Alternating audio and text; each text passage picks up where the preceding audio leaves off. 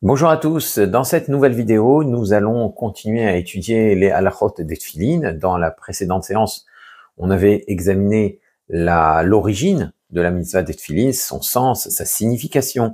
Et aujourd'hui, nous allons nous attarder un peu plus sur l'aspect pratique de la mitzvah des tefilin et on va voir comment les poser. Où et comment poser les tefilin et pourquoi on les pose de cette façon-là. Alors, on commence par les tefilines du bras. On pose des tefilines du bras sur la partie inférieure du biceps, de sorte à ce que quand on rabaisse le bras, eh bien, le boîtier soit orienté vers le cœur. Alors, d'où est-ce qu'on sait que c'est de cette façon qu'on doit poser les tefilines du bras? Eh bien, on l'apprend du fait qu'il y a écrit « Vehayu leot al yadecha ». Ils seront un signe sur ton bras. Yadecha, yad, ça signifie le bras. Alors quand on dit al yadecha, ça veut dire que ça doit être posé sur le bras, pas au-dessus du bras, on ne doit pas les poser sur l'épaule. Et yad, ça désigne bien le bras et non la main. D'accord? Il y a effectivement une secte qui s'appelle les Karaïtes, qui s'est développée à l'époque des Gaonim, et il en existe encore quelques communautés aujourd'hui, et il se détache donc de la tradition orale qui veut que Yadecha soit le bras, et il pense que Yadecha, ça veut dire la main. Donc il pose le boîtier simplement sur la main. Bon, il y aurait beaucoup à dire dans les raisons pour lesquelles ça n'est pas la lecture des Chachamim, et ça n'est pas la lecture traditionnelle, mais en tout cas la lecture traditionnelle, c'est que Yad, ça veut dire le bras, et le fait qu'on dise aussi dans la Torah, Vesamtem et Hadevarim ha'ele al levavrem ukshartem, vous poserez ces paroles-là sur votre cœur et vous attacherez, ça laisse entendre que lorsqu'on attache les tefilines, eh bien, les tefilines doivent se trouver à un endroit où, quand ils sont attachés, ils sont proches du cœur, donc le côté gauche du buste, là on sent justement le cœur battre. Alors, il y a un débat si c'est l'ensemble du biceps qui est cachère pour poser les tefilines. Est-ce qu'on pourrait poser les tefilines plus haut, ça veut dire proche de l'articulation, proche de l'articulation de l'épaule, ou bien non, sur la partie inférieure uniquement, c'est-à-dire sur la partie du biceps qui est plutôt proche du coude. D'après le Gaon de Vilna, c'est l'ensemble du bras, l'ensemble de l'articulation entre l'épaule et le coude qui est cachère pour la pose des tefilines. Donc on pourrait poser les tefilines dans la partie supérieure du biceps, mais le Shulchan Aruch et le Rama ont tranché qu'il faut poser sur le tefilin du bras sur la partie basse du biceps, et c'est donc ce qu'il faut suivre, et c'est d'ailleurs l'usage. Alors comme on l'a mentionné dans la précédente séance, si on le fait, c'est parce qu'on veut, la kavana qu'on doit avoir, la pensée qu'on doit avoir quand on réalise cette mitzvah, c'est qu'on veut maîtriser totalement sa force sentimentale, qui est symbolisée par le cœur qui est la manifestation des émotions, et on veut canaliser ces émotions justement par la Torah. On veut aussi exprimer le fait que la main, les actions que l'homme peut réaliser dans ce monde restent en définitive au crédit du Créateur, qui hu hanoten lecha koach le'asot ha'il.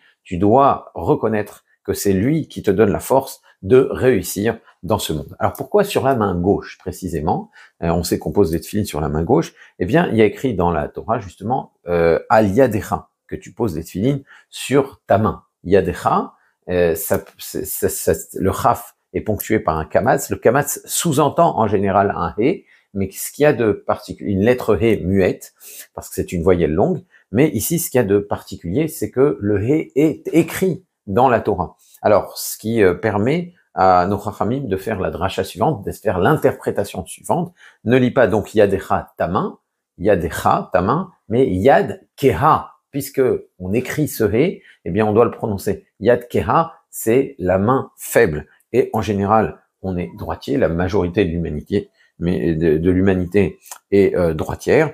Donc yad keha, la main faible, c'est la main gauche. D'accord? Le fait qu'il y ait aussi écrit Urtaftam et puis Ukshartam, il y a écrit Urtaftam et Ukshartam. Vous écrirez ces paroles-là sur les linteaux, sur vos poteaux, sur les mezuzot, Ukshartam, et vous les attacherez. Donc de là, on comprend que le fait d'attacher, l'action d'attacher les tefilines doit se faire avec la main qui écrit.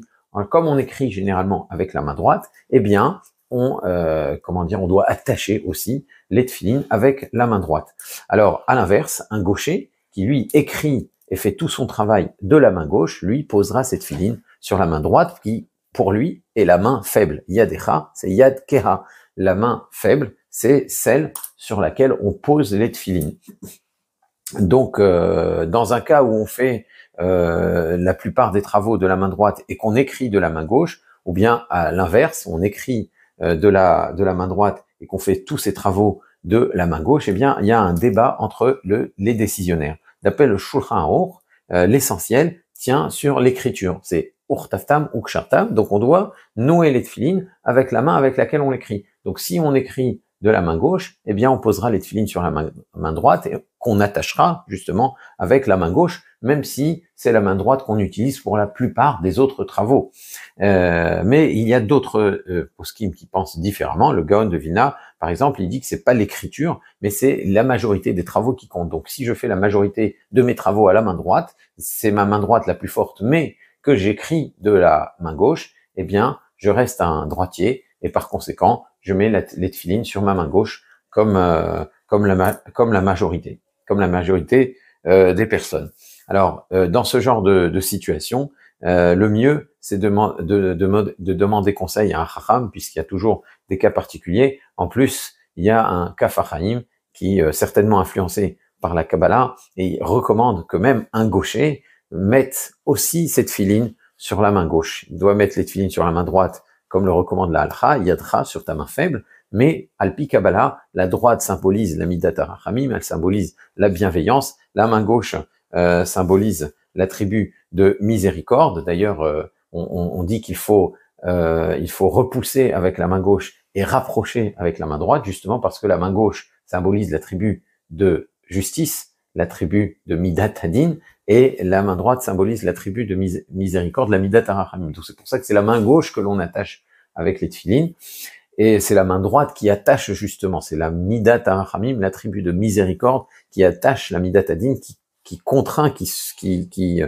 assujettit la midat hadin, l'attribut de justice. Et donc c'est pour ça que le Kaf HaChaim dit que même un gaucher, et s'il veut s'en tenir à la Kabbalah, devrait mettre les tefilines sur la main gauche, même si la halacha lui demande de les mettre sur la main droite, justement pour cette kavana-là, pour être quitte aussi alpi Kabbalah. Alors il y a aussi le fait que la main faible, elle représente les parties les moins nobles de la personnalité, et c'est celle qu'on cherche à contraindre. C'est aussi une des kavanotes, une des intentions, une des interprétations qu'on peut donner au fait que la Torah demande de mettre les tefilines sur la main faible, sur la main gauche en général, ou la main droite pour les gauchers. Alors les tefilines de la tête sont totafot ben einecha, un diadème entre les yeux. Alors le fait qu'on ait dit totafot pour parler d'un diadème, pour parler d'une couronne, ça fait dire au chachamim, ça fait déduire au chachamim ce qu'on a déjà rappelé dans notre précédente séance, que les tefilines de la tête sont justement composées de 4 compartiments, et ils font un jeu de mots, ils disent que voilà, dans des langues, dans des patois qui existaient au Moyen-Orient à leur époque, donc toutes en kitfi, c'est certainement une région du Moyen-Orient, bien dans cette contrée-là, quand on veut dire deux, quand on veut dire le chiffre 2, on dit toutes, et Afriki, est certainement une région d'Afrique qui était proche du Moyen-Orient, eh bien, il y avait un patois là-bas où on disait faute pour dire deux. Peut-être que dans le sud de l'Égypte, peut-être. Alors, on disait faute pour dire deux. Et donc, les chachamim, puisque tot, ça veut dire deux, et faute, ça veut dire deux, donc ça veut dire qu'il y a 4 compartiments dans les tefilines de la tête. Maintenant, le sens simple de totefet, ça veut dire un diadème, un ornement entre les yeux. Or, si on dit entre les yeux, ça ne veut pas dire que ça doit être placé pile entre les yeux, sur le visage, au milieu du visage, que juste au-dessus du nez. Hein, c'est ce que pensait effectivement cette secte dont on a parlé, qui est la secte des Karaïtes. Ils mettent les tefilines entre les yeux, vraiment entre les yeux, puisqu'il y a écrit Ben Einecha, mais les Chachamim, dans Masechet Kiddushin, c'est rapporté, déduisent que Ben Einecha, c'est Makom Sear, c'est un lieu où pousse, c'est une partie du corps où des cheveux poussent, ce qui est en général pas le cas. Entre les yeux, il y a pas de, ce n'est pas chevelu. Donc, quand on dit Ben Einecha, c'est sur le cuir chevelu. Et la preuve en est que la Torah interdit à un endeuillé, lo alenu, de s'arracher les cheveux. Lo tasimu kocha ben einechem lamet. Vous êtes des enfants pour le Créateur et vous n'allez pas vous arracher les cheveux pour un mort. Donc c'est une interdiction faite par la Torah à l'endeuillé de ne pas s'arracher les cheveux. Et donc quand on dit ben einechem entre vos yeux, ça veut dire que ben einechem, ça désigne le cuir chevelu, qui est au-dessus du front, donc la zone qui est au-dessus du front. Et donc c'est sur cette zone-là qu'on doit placer les tefilines de la tête. Donc on place les tefilines de la tête entre la lisière des cheveux et la fontanelle, l'endroit qui est où le crâne n'est pas encore bien refermé chez les nouveau-nés. Donc c'est à cet endroit-là la limite supérieure de l'endroit où on pose les tefilines. Donc il y a la place même pour mettre deux petits boîtiers de tefilines pour ceux qui mettent les tefilines de Rashi et de Rabbeinu Tam en même temps. Mais en tout cas, c'est entre la lisière des cheveux et la fontanelle. Alors, même si le baït n'est pas exactement au centre, d'accord, il est sur le cuir chevelu, de façon à être orienté à être justement au milieu du visage, au-dessus du milieu du visage, d'accord, mais sur le cuir chevelu. Donc même si c'est pas au centre, c'est pas grave, d'accord, parce que il y a certains avis qui pensaient même mettre les deux paires de tefilines, l'une à gauche et l'autre à droite, d'accord. Donc c'est pas grave si c'est pas exactement au centre, mais ça doit être orienté, ça doit être en tout cas dans cette zone-là. Et puisque c'est pas grave si c'est pas exactement au centre, l'utilisation d'un miroir pour poser les tefilines, c'est inutile. Ça suffit qu'avec le toucher, on se rende compte que c'est à peu près dans cet endroit-là. Là où on doit être particulièrement vigilant, justement, c'est de ne pas laisser fût-ce une partie du baït des tefilines tomber sur le front. Parce que si une partie du baït tombe sur le front, en deçà du cuir chevelu, eh bien là, on ne réalise pas la mitzvah comme il faut. Et si on récite la bracha sur les tefilines, eh bien là, on aura dit une bracha levatala, une bracha inutile, parce que on n'a pas bien réalisé la mitzvah, on n'a pas fait la mitzvah des tefilines de la tête. Alors c'est justement ce à quoi il faut faire attention. Alors celui qui souffre de calvitie, donc elle dit c'est plus tellement chevelu comme cuir. Alors est-ce que je peux poser mes tefilines comme tout le monde ou bien je dois les mettre plus haut? Ben non, on a dit que la limite c'était la fontanelle. Eh bien évidemment ce n'est pas grave, même si maintenant ces cheveux ne poussent plus à cet endroit-là. Eh bien on peut poser les tefilines à l'endroit où ses cheveux poussaient quand il était plus jeune. Donc les lanières des tefilines de la tête sont attachées à l'arrière et forment un dalet ou un carré. Dans certaines communautés ashkénazes, on fait pas exactement un dalet, on fait un carré qui rappelle le dalet. Les deux sont cachères. On doit, pour fixer les tefilines, placer ce nœud au-dessus du creux de la nuque, juste un petit peu en dessous de la protubérance occipitale. Ça veut dire que ce nœud-là doit être tenu par l'os, d'accord. Et c'est au moment où on doit le fixer de façon à ce que ce soit bien tendu. Alors il faut faire en sorte que le nœud et la lanière soient ajustés à une bonne taille, de façon à ce qu'il soit bien fixé, et surtout que le baït ne glisse pas sur le front, même partiellement. Et cet ajustement, il doit se refaire régulièrement, parce qu'avec le temps, les lanières se tendent et se desserrent, et donc il faut aider et informer autour de soi sur la manière de mettre exactement cette filine, car c'est une erreur très fréquente de les laisser tomber sur le front. Et ce qui serait idéal, c'est d'avoir dans chaque minyan, dans chaque bet knesset, une personne désignée pour aider le tzibour à mettre les tefilines convenablement et à en régler la taille si nécessaire. Donc il faut que les responsables du tzibour, les responsables communautaires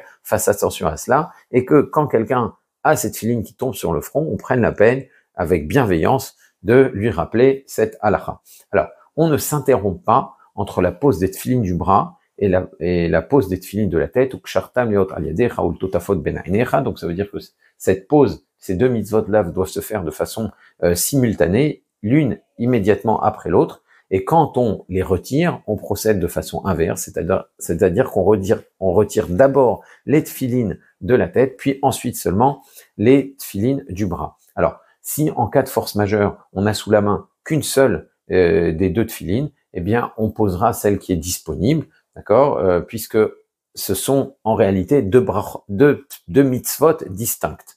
Deux mitzvot distinctes. Il vaut mieux donc réaliser celle qui est disponible si on est dans l'impossibilité de faire les deux. Maintenant, le fait, c'est quand on dit qu'il ne faut pas s'interrompre entre la pose des tefilines du bras et la pose des tefilines de la tête, c'est même pour répondre au Kaddish, même pour répondre à la Kedusha, etc.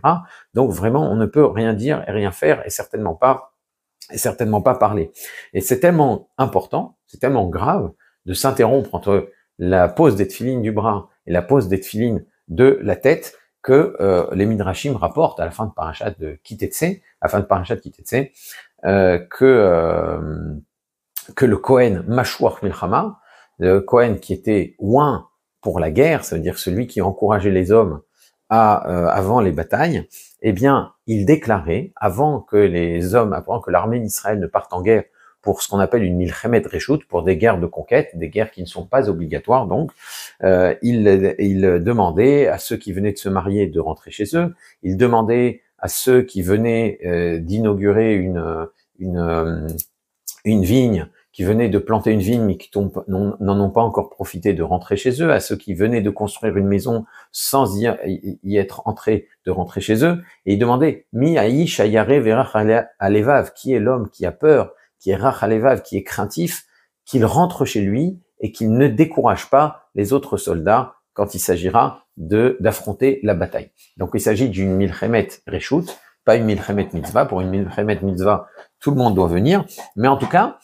quand on dit que celui qui est peureux, il doit rentrer chez lui, on n'a pas besoin de lui pour la guerre, eh bien on dit de qui s'agit-il? Qui va avoir peur? On dit celui qui a peur des avérotes qu'il aurait commises. Et de quel avéra parle-t-on? De quel avéra on risque d'avoir peur au point d'être découragé avant d'aller en bataille? Eh bien, c'est celui qui se serait interrompu entre la pose des tefilines du bras et la pose des tefilines de la tête. Donc, c'est dire à quel point c'est quelque chose d'important.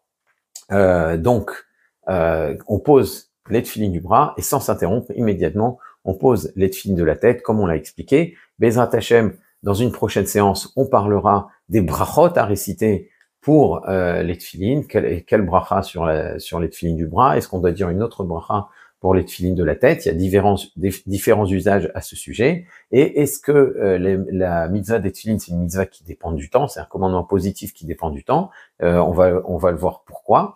Et on verra aussi qu'est-ce que c'est le statut des femmes concernant la mitzvah des tefilines dans une prochaine vidéo. Si vous avez des questions sur ce qui a été abordé dans cette séance, vous pouvez les poser dans les commentaires ou dans notre groupe WhatsApp. Et d'ici la prochaine fois, je vous dis à très bientôt. Au revoir.